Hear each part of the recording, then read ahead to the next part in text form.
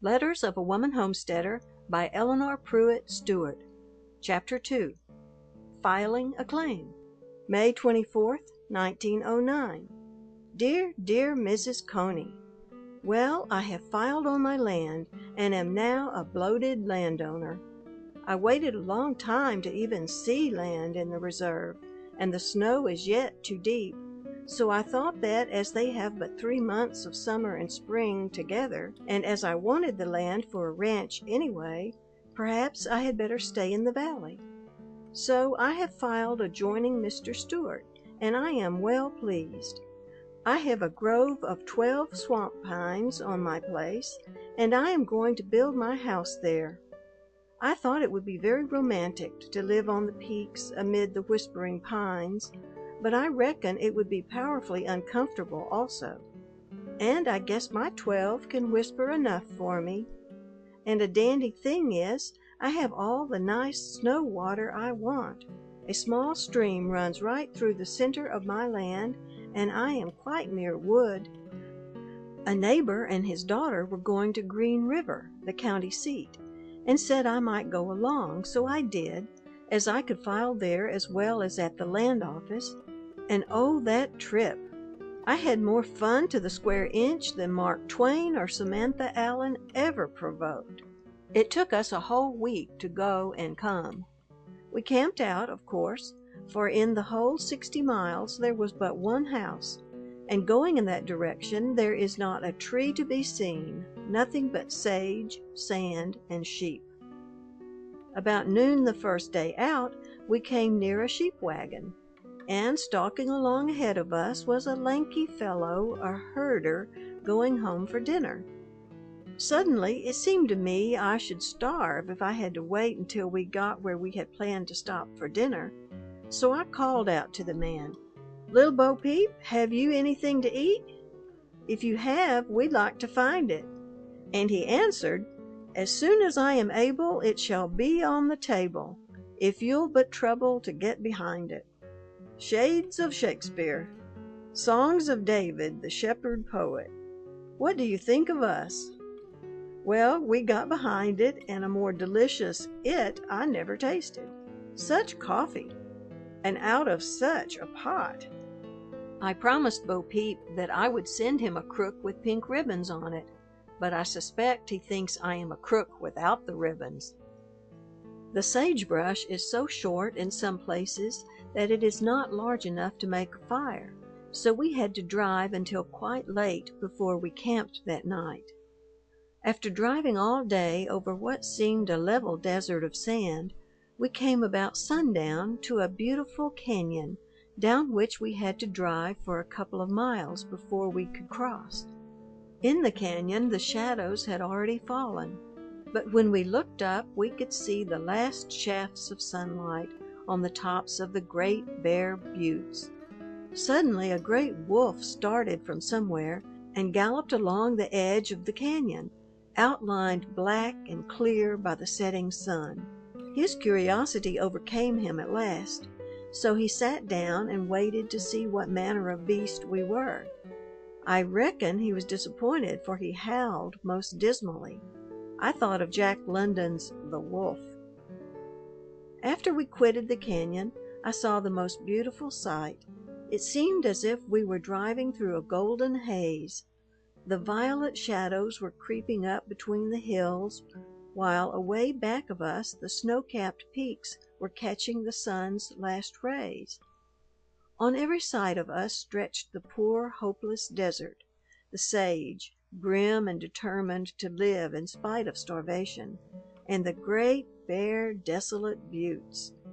The beautiful colors turned to amber and rose, and then to the general tone, dull gray. Then we stopped to camp, and such a scurrying around to gather brush for the fire and to get supper. Everything tasted so good. Jerrine ate like a man.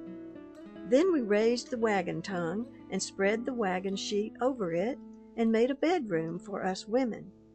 We made our beds on the warm, soft sand and went to bed. It was too beautiful a night to sleep, so I put my head out to look and to think. I saw the moon come up and hang for a while over the mountain, as if it were discouraged with the prospect, and the big white stars flirted shamelessly with the hills. I saw a coyote come trotting along, and I felt sorry for him, having to hunt food in so barren a place. But when presently I heard the whir of wings, I felt sorry for the sage chickens he had disturbed. At length a cloud came up, and I went to sleep, and next morning was covered several inches with snow. It didn't hurt us a bit, but while I was struggling with stubborn corsets and shoes, I communed with myself, after the manner of prodigals, and said, how much better that I were down in Denver, even at Mrs. Coney's, digging with a skewer into the corners, seeking dirt which might be there, yea, even eating codfish, than that I should perish on this desert of imagination. So I turned the current of my imagination and fancied that I was at home before the fireplace, and that the backlog was about to roll down.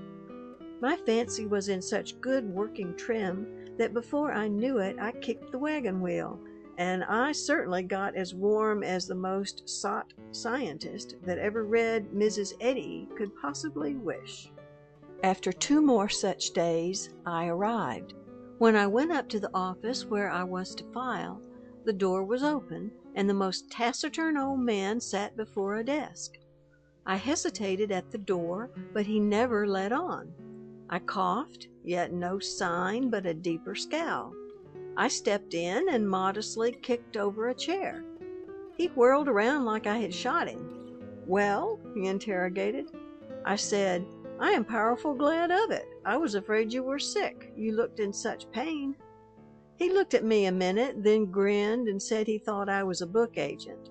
Fancy me, a fat, comfortable widow trying to sell books. Well, I filed and came home. If you will believe me, the Scot was glad to see me and didn't herald the Campbells for 2 hours after I got home. I'll tell you, it is mighty seldom anyone so much appreciated. No, we have no rural delivery.